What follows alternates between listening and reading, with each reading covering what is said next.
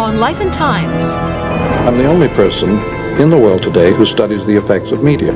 Understanding Marshall McLuhan, Much of what he said would happen has happened. the man behind the message. It was boring. Dad was a geek. Marshall took absolutely everything seriously.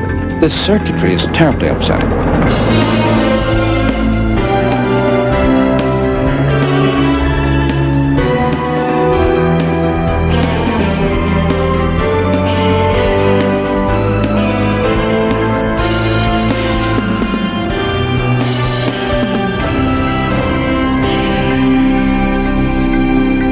Hi and welcome. I'm Anne-Marie MacDonald.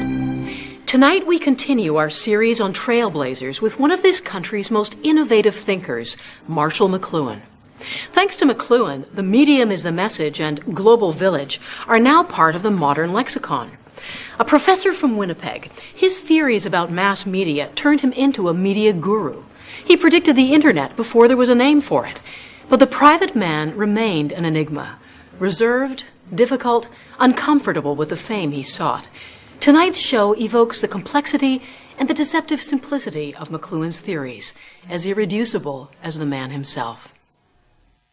Being a high intensity, you understand, a hot medium. What I wouldn't give for a large sock with horse manure in it. What do you do when you get stuck on a movie line with a guy like this behind you? Wait a minute, why can't I give my opinion? It's a free country. He can give you. You have to give it so loud. I mean, aren't you ashamed to pontificate like that? And the funny part of it is, Marshall McLuhan, you don't know anything about Marshall McLuhan. The most important Canadian who's ever lived. A man who has thought more about communication in the 20th century, whose name has become part of the language. With me now is Marshall McLuhan. Marshall McLuhan is the most influential word in this most misunderstood communications expert. His name has become a password into the world of real and pseudo-intellectuals. When Marshall said the medium is the message, that was an act of high poetry. So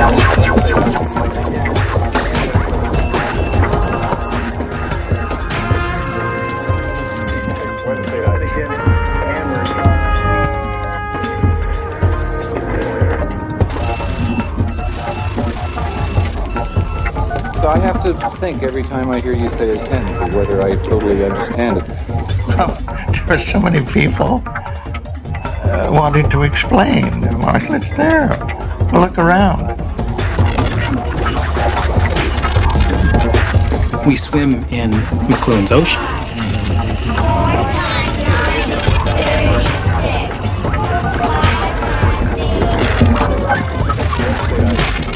Much of what he said would happen or guessed would happen has happened.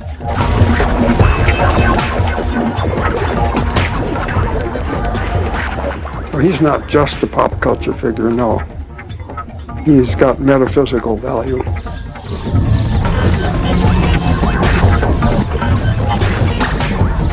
Doctor, do you ever get bothered when people tell you that you're a very brilliant man, but with the next breath they say they don't understand a word you're saying?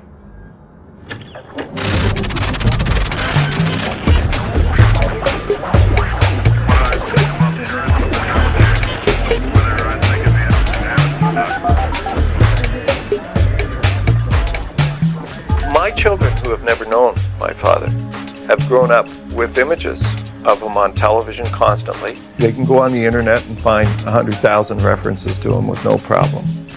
But they will never know who that guy was.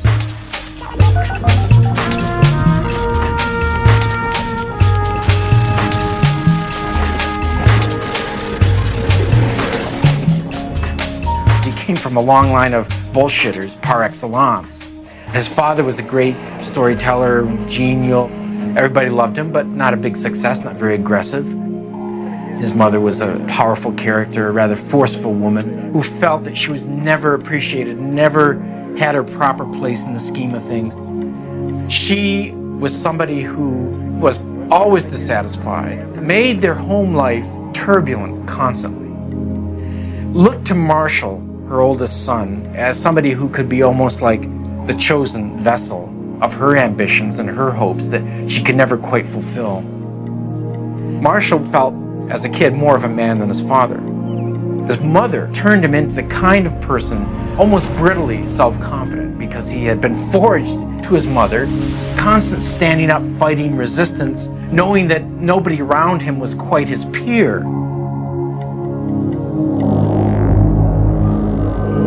He came to the University of Manitoba as an undergraduate. He was ready for bear.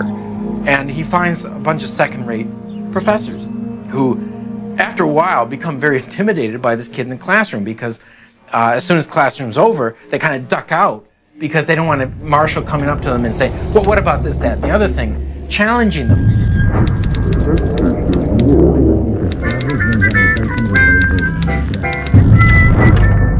He was besotted with this idea of literature. He wanted to become one of the great, well-read, cultivated men of letters. And of course, the irony was that as soon as he leaves the University of Manitoba and goes to Cambridge, he realizes that not just the level of instruction, but the whole approach was something that was outmoded, belonged to a previous era that no longer worked. It made him realize that he was going to have to pull up his socks, because this was not Winnipeg. This was where things were happening. People were not necessarily impressed by him the way they were back home. When I talked to his tutor, he said, well, I always thought McLuhan was a good person of the second order, you know. He suddenly found himself right in the middle of the new critics, the people like I.A. Richards, who were revolutionizing the study of literature. What Richards was trying to do was figure out what is a good poem. So he was trying to train his students to actually reading the text, reading the words, finding how the words worked in combination with each other, the shifting levels of meaning, imagery, and so on. Very technical, very analytical, very formal. So McLuhan, of course, this is something of a shock, because now suddenly you're not talking about somebody's ideas, you're talking about the way the words actually work. And it's the basis of the whole approach to his study of media. Something like television. He's not going to take what we call the content of television. Instead of I Love Lucy, maybe we should have televised Shakespeare plays. He says, no, let's look at the medium itself. In the same way that you look at a poem, you don't try to understand a poem by summarizing the content. You understand it by seeing how the words actually work, the effects that they actually create in the psyche of the reader. Haiku is Japanese poetry. Ivy on a wall, like green little animals climbing to their homes. Well, Marshall, what does this all mean? The media are at the heart of our life because the media work through our senses. And print is a medium. It changed our sense makeup from what it had been in the Middle Ages. And now certainly these other media will do the same. Look, let's back up just a bit, Marshall.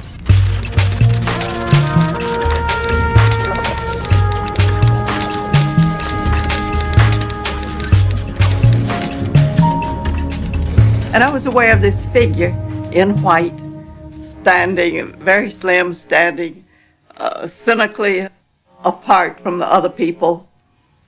Had a little, very, very thin little mustache, chomping on a pipe and looking very superior. I thought, what a strange-looking creature.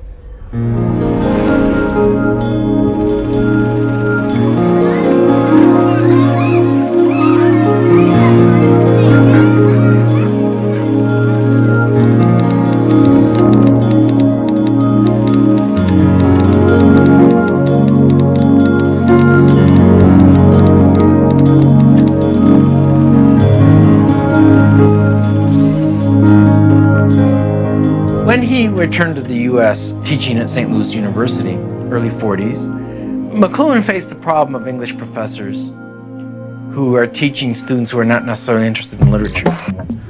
McLuhan always refused to bore himself. So lo and behold, he looks at comic books, he looks at advertising. In his class, instead of boring his students to death and boring himself to death, he decides, look, this is your world. The world of advertisements and magazines and radios. Do you understand it? You don't. The Batman cult may well be related to the fact that most of the television producers of our time were having their adolescent comic book phase. when Batman was a new form. I began to study popular culture, the sports, the humor, the comics, as a way of setting up a more natural dialogue with my students. If you don't understand these everyday things that are absolutely basic part of our lives, why spend your time studying somebody else's world? Marshall recognized that the strategies of the world of business, of advertising, were really the same as the strategies of the poets. There's a world of difference between the Divine Comedy and a Coca-Cola ad. But the difference lies not necessarily in the method.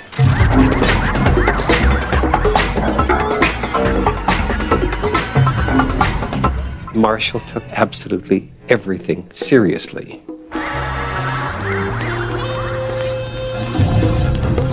I got a book out called The Mechanical Bride in 1951.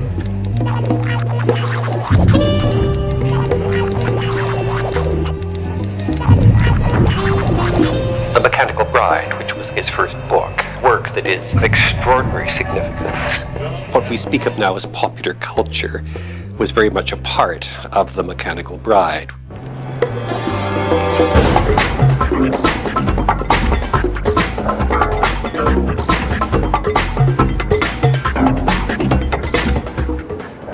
One of the probably family favorite books would have to be The Mechanical Bride. I remember we were clipping commercials and papers for him all those years. It was hilarious. When he sent it to the publisher, his editor kept saying, tone it down, until the final product we thought was really so dull. But they were afraid of Marshall's ideas. And just about 2 months later, the Electronic Bride arrived. So the book was a little too late. It sinks without a trace. He's unhappy with the way it's been handled by the publisher. McLuhan is very much aware that he's in a bind. McLuhan is not a writer, primarily. And as he gets older, he loses patience more and more with this kind of slogging away at crafting conventional academic articles and books. His genius is as ancient cynic philosophers who go around making fun of the conventional ideas, talking to the crowds. This is McLuhan. Anything I talk about is almost certainly to be something I'm resolutely against. And it seems to me the best way of opposing it is to understand it, and then you know where to turn off the button. Marshall was very much an outsider in the eyes of the large part of the department. There was a kind of prejudice against him, and looking with some suspicion upon students, for example, who became known as, McLunatics. When you could be, spending your energies on things like Donne and Shakespeare and the Sunday comics, well, it's like the little stuff that gathers between your toes. It's not subject for serious scrutiny. The big advertising people and so on are tremendously interested in anybody who understands the effects of media. They don't want to know about the content. They can provide that. They want to know what the effect is. And I study the effects. I'm the only person in the world today who studies the effects of media. If the audience can become involved in the actual process of making the ad, then it's happy.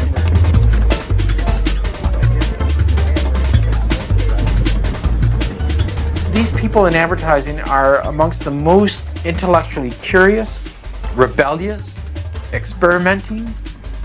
For a lot of them, McLuhan is, he comes out of the blue as somebody who suddenly, for them, is a guru, is a guide, somebody who can help them understand what they're trying to do, what kind of market they're trying to reach. Do you know that most people read ads about things they already own? They don't read things to buy them, but feel reassured that they have already bought the right thing. they get huge satisfaction from ads, far more than they do from the product itself. And these people in advertising and business knew it, and knew it more profoundly and certainly much faster than anyone in any academic institution.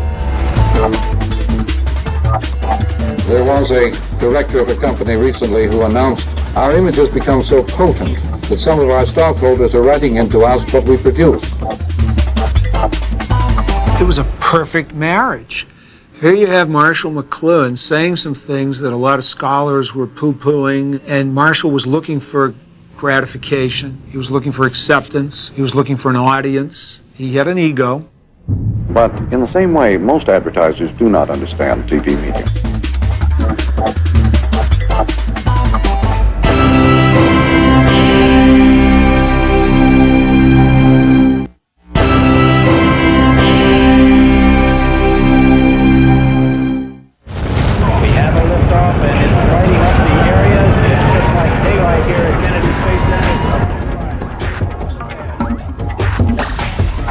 With the 60s, the ferment, the expectation that things were really happening, something was in the air. Music was boiling, rock and roll was brand new. The most important thing in the 60s was television. It was the fastest growing medium in history. I was just thinking today that they should have all TV commercials with just soap operas in between. The Kennedy-Nixon debates of, 1960. And now for the first opening statement by Senator John F. Kennedy. John F. Kennedy's assassination. Well, a lot of new things were happening. We had no tools for dealing with this, for thinking about it, for looking at it. It felt more like there was a sort of steamroller rolling over us.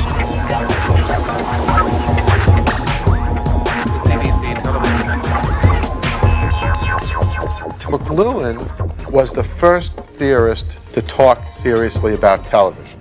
Mr. Nixon, would you like to comment on that statement? I have no comment. Nixon, he was a hot character because he had only a private image. He had no corporate image. He merely looked like Richard Nixon. To be a good TV image, you have to look like a lot of other people. That's called charisma. Well, I'm not a crook. Let me just say this. Here, finally, was someone, a theorist who was taking television seriously. It wasn't just something to do, just a casual one-night stand. It was changing our lives. Cool is evolving, hot is not. It suddenly becomes evident that the whole political system in North America is being utterly revamped by television. The man and the period came together. Very much, television gave the old electric circuitry that is already here, gave it a huge extra push in this direction of involvement and inwardness. He asked, not what's on television, but what happens when you watch television, regardless of what's on television. Television is a serious medium. It's an inner-oriented medium. You are the vanishing point. It goes inside you. You go on an inner trip. It is the prelude, the vestibule to LSD. Global village is as big as the planet and as small as village post office. As big as the planet. The global village is a world in which you don't necessarily have harmony. You have concern with everybody else's business and much involved in everybody else's life. Sort of a mad column writ large. TV change at once the way in which we see or hear or touch or feel ourselves and our world.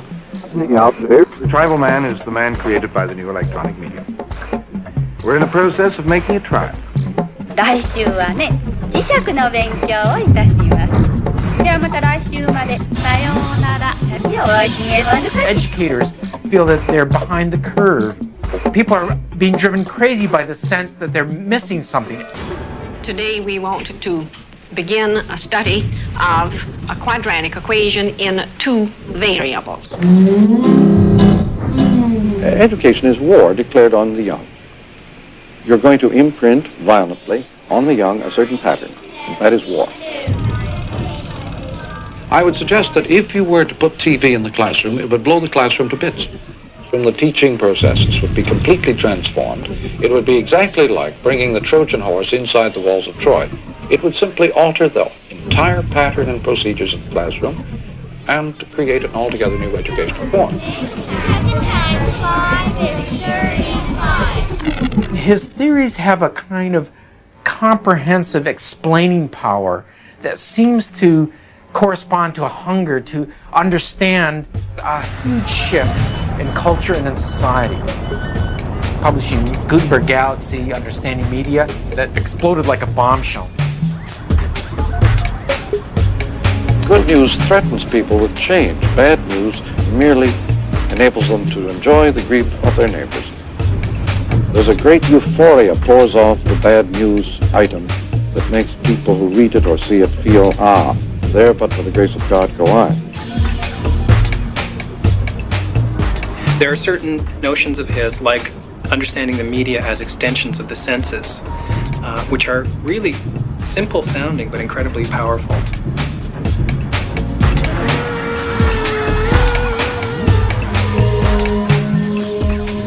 Or this thing is going to not only transmit material that you know, it transforms the way you are in the world. It does not just transform the message, it transforms you as a human being. On TV, you don't have a physical body. You're just an image on the air. When you don't have a physical body, you're a discarnate being. You have a very different relation to the world around you.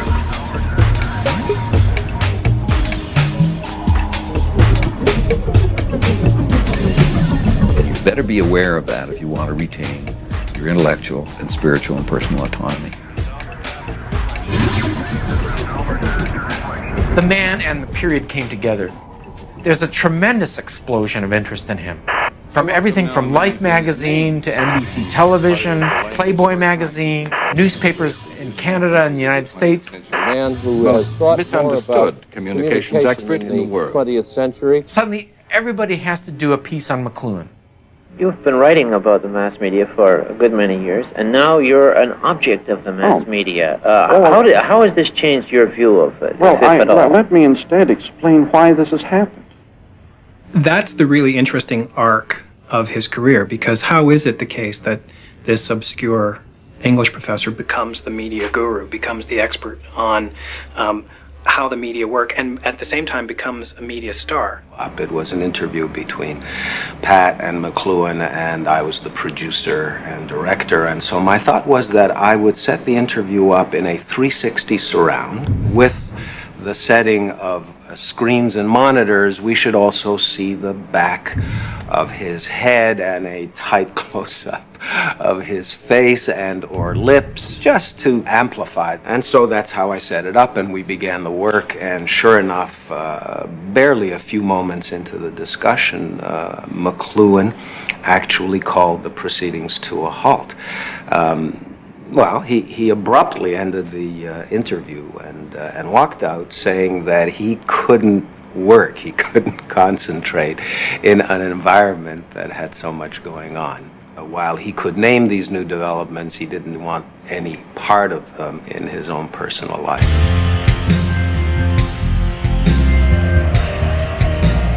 As the decade goes on, you have riots on campus, you have upheavals in politics, you have the hippies, the yippies, and so on.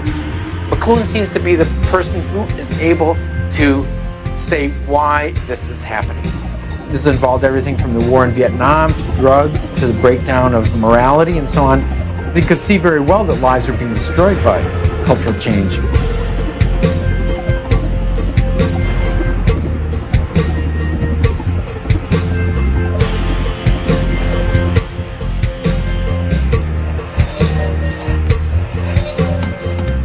I think a great deal of the misery and confusion of our time is related to the fact people still are trying to find goals in a world that is moving so fast that no possible goal could remain in focus for 10 seconds.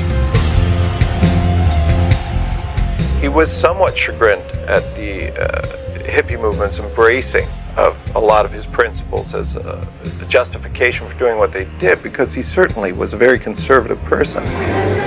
Aren't they going to turn that down? The Go-Go Girls ordinarily have a cage while appearing to manifest their energy liberties, untrammeled, unconstrained, locked up each in her little world, represents a kind of theater of the absurd. Aren't they going to turn that down? He had very strong moral stances and certainly wasn't shy about expressing them. He took part in right-to-life demonstrations constantly, and it certainly defined the way in which he saw his universe.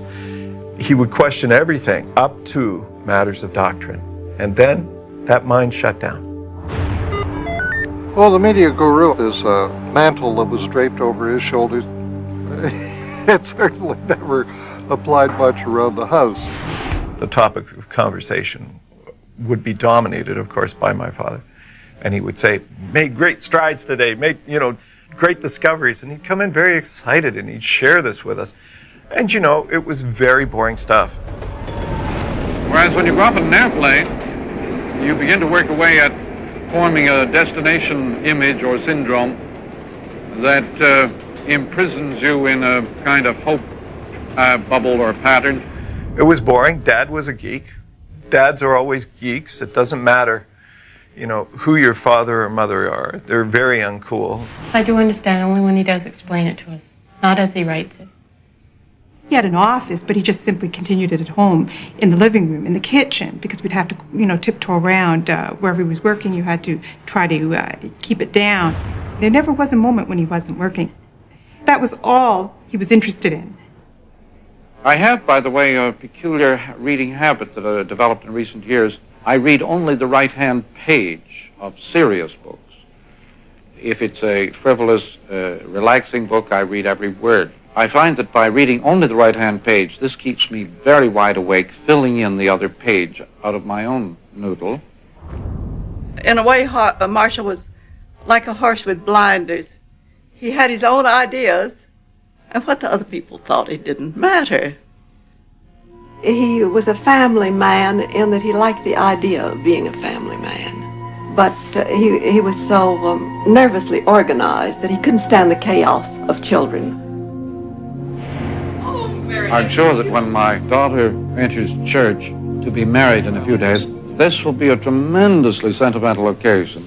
It is. It's a very brief sort of topic, isn't it, compared to motherhood, which extends outward for great periods. No, fatherhood is a very abrupt, aphoristic matter. It's just an aside. He was not an affectionate father. Occasionally he tried to play the role of father, but he was not a father who could really listen to his children, I think, and give them a kind of emotional, affectionate sustenance. He was truly wounded by his own upbringing, where the sort of genial figure in the family, his father, was not somebody he could respect.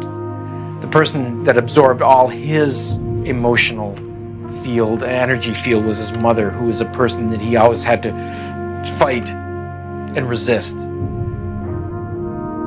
As his son, I can't say he wasn't judgmental. I think he was extraordinarily judgmental. At that point, I left, and that was a difficult time for him. Why did I leave? If you had asked me then, I would have said I was sick of being Marshall McLuhan's son, and I wanted to find my own identity.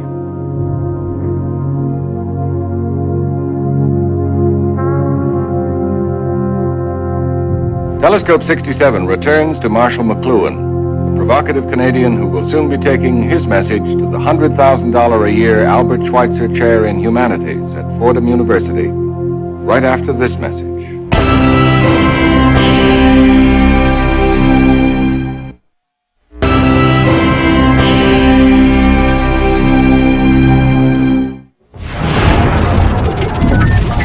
University of Toronto English professor Marshall McLuhan was awarded the prestigious Schweitzer Chair. $100,000 salary. The honors include a salary of $100,000. Professor McLuhan will receive a salary of $100,000. Argue that advertising and television executives How can advertising can be no gauge be any gauge for academic excellence? Speculation continues about the academic credibility of many of them. Someone say that Las Vegas has finally found its way into the Ivory Tower. Las Vegas encroaching on the Ivory Tower? How do you feel about being at the center of a political controversy here in New York State? It's more than I bargained for, indeed. They were fiercely jealous of the amount of money he made, and they were fiercely jealous of his fame. His critics are almost as lively as his admirers. They call him a gadfly, spellbinder, a word merchant. Kierkegaard is a man of great relevance for this time. Life can only be understood backwards, but it must be lived forwards. No one can make sense out of more than 10% of what McLuhan has to say, and that seems to include even the professor himself.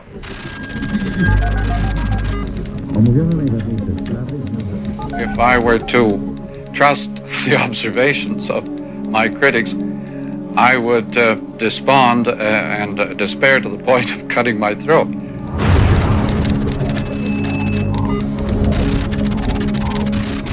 The great many academics thought he was entertaining, not because he was, in their view, a great scholar. It was very hard for him, I think, to find people that he could really unburden himself to, who weren't intimidated by his intellectual stature or the quality of his mind, but were peers. McLuhan suffered from a lack of people who would say to him, "Marshall, you're making a mistake here." He was lonely.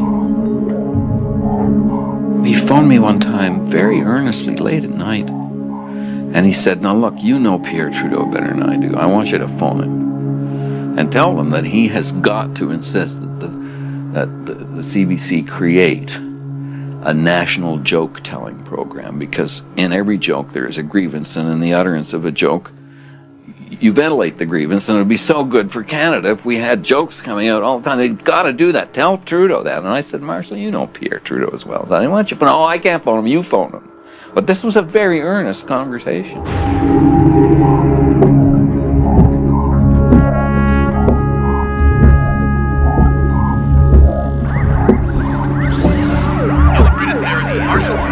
Marshall McLuhan was rushed to hospital today in New York City for emergency brain surgery. It was a long operation because it couldn't be just removed. It had to be picked bit by bit in order not to injure the brain, have lesions. He lost 5 years of reading and people's faces and who they were.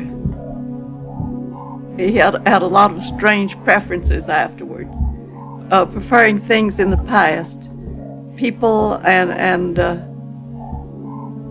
methods of doing things. I could help out there. At that point, his Catholicism took precedence over anything else. That was his rock, his stability, and that's where he came back to. Not on the surface, deep down inside, it was the #1 priority. Perhaps he said to himself, "Now I have the base from which I can depart on any adventure I want, because I can always come home to the altar."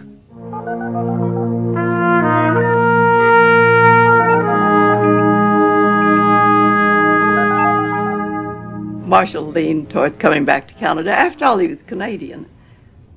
So Claude set to work, and he dangled a carrot in front of the donkey's nose. And so, what if I give you your own center? U of T President Claude Bessai announced a new school of graduate studies. McLuhan is in the news again. Critics resist giving the center degree granting status. Critics resist giving the center degree granting status. U of T granted him very little acknowledgement, and that very grudgingly. I mean, that was my perception as one of the kids, and it was the source of a lot of pain. In the 70s, there's no longer a kind of apocalyptic feeling in the air that there was in the, say, 1966, 67.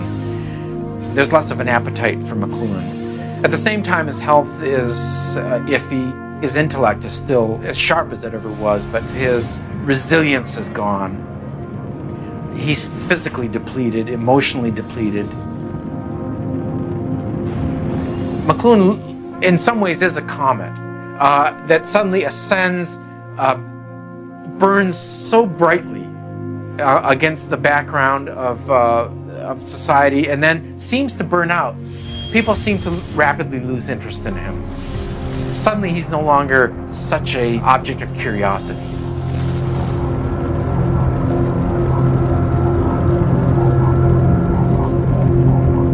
There was a huge pressure on him, and especially in the 70s. The pressure was to deliver constantly fresh and new, innovative insights and ideas. American challenge of today has forged man's destiny of tomorrow. I ask you as a communications expert, have we had too much communication about the moon or not enough? Or why are some people now, incredibly to me, bored by it? They put what happened in nature up until that time inside a man-made environment. And by turning the planet into an art form, they in effect scrapped it. I have a feeling, Dr. McLuhan, that you're getting some kind of point across down there. Typical McLuhan line. Not original.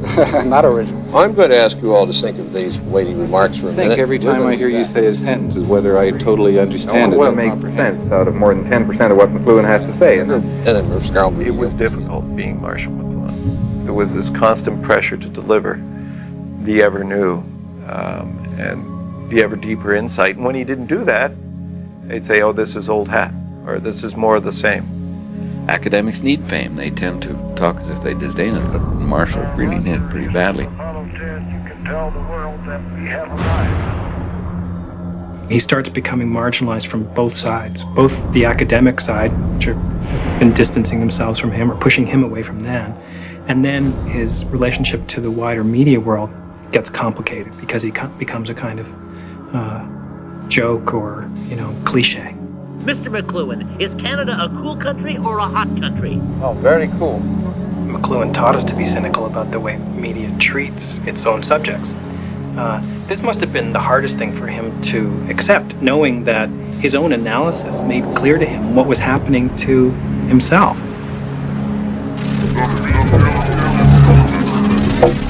He, more than anybody, could see clearly the trajectory that he was on. In a sense, he dies for everybody's sins.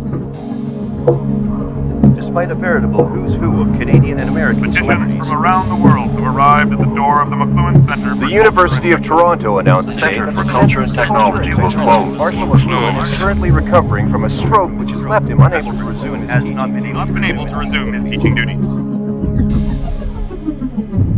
I see him standing at that southeast window in the house in Witchwood Park looking out over the pond in that spring after the stroke when he couldn't speak anymore, and I see snow coming down. It's April and he has just learned that he, unable to defend himself anymore, has been told that the McLuhan Center is going to be closed down, and having not spoken for some weeks, he turned and sadly said, "April is the cruelest month." The power of poetry was able to surface in him and allow him to utter his grief and his outrage that he, now unmanned by the loss of his tongue, should lose the thing that he built, and poetry gave him the way to utter it, and then he went back to not being able to speak.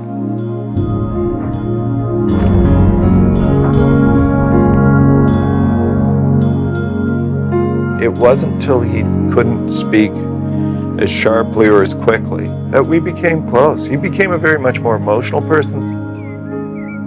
There's this difference between who the person is and who the persona is that's out there.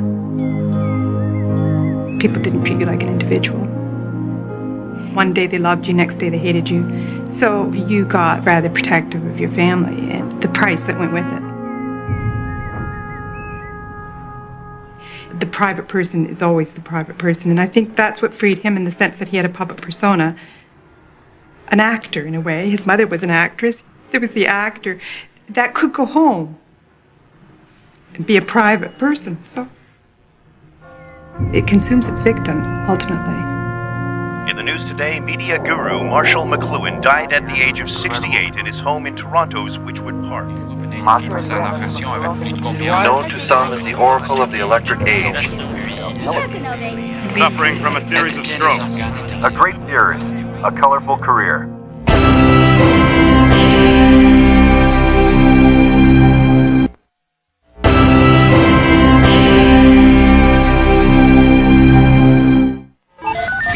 I happen to have Mr. McLuhan right here. How you ever got to teach a course in anything is totally amazing.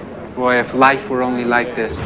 He's much bigger now than I think he ever has been. The crowd that's now discovering McLuhan's work doesn't have the hang-ups that the last one did. Doesn't have the same blindness.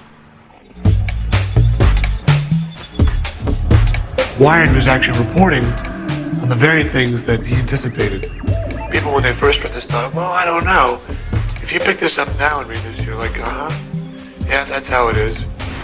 You will go to the telephone, describe your interest, your needs, your problems. They send you the package as a direct personal service. This is where we're heading under electronic information conditions. Products increasingly are becoming services.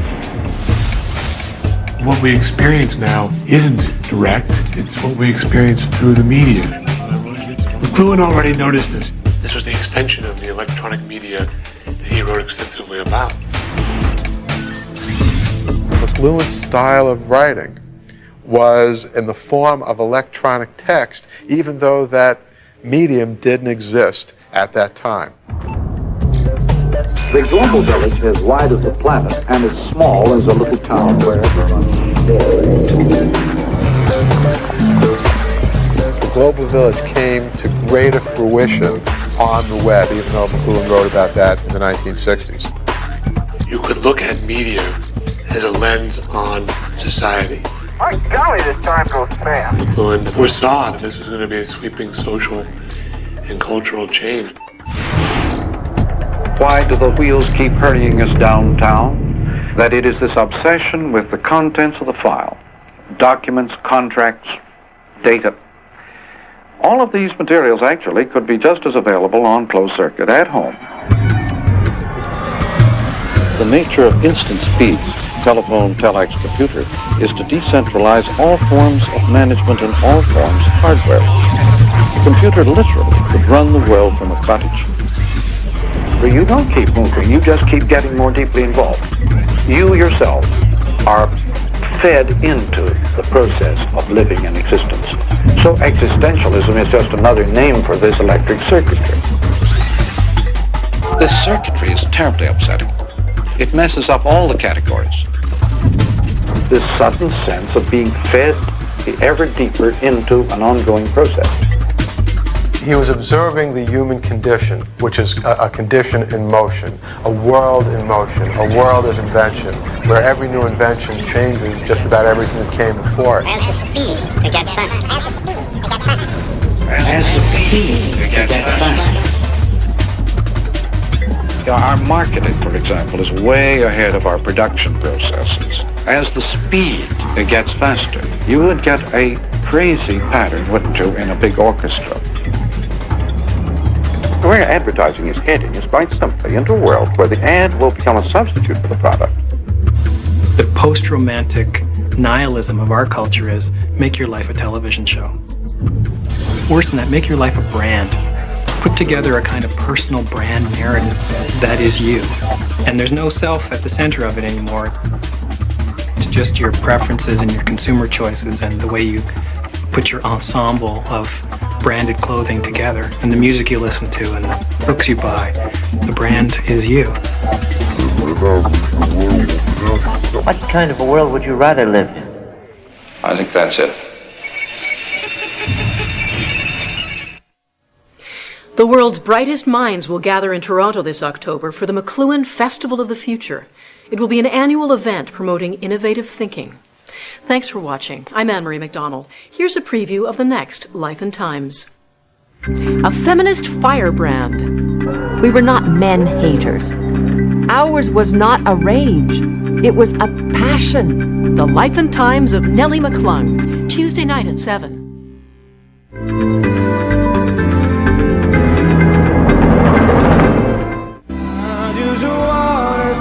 A singing legend explores his past. I dare anybody over 12 to get to the least. And expresses the passion of his new musical style.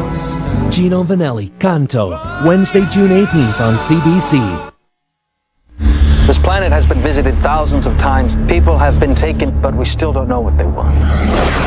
This could be the greatest threat the world has ever known. Something is about to happen. Maybe next week, maybe in 30 years. These visitors, they're moving towards something. The government knows about this, and they're covering it up in return for something. It's not right. This is news that belongs to the world. They've taken us, and they're going to come for us again. Steven Spielberg presents Taken. Premieres Monday at 8 on CBC.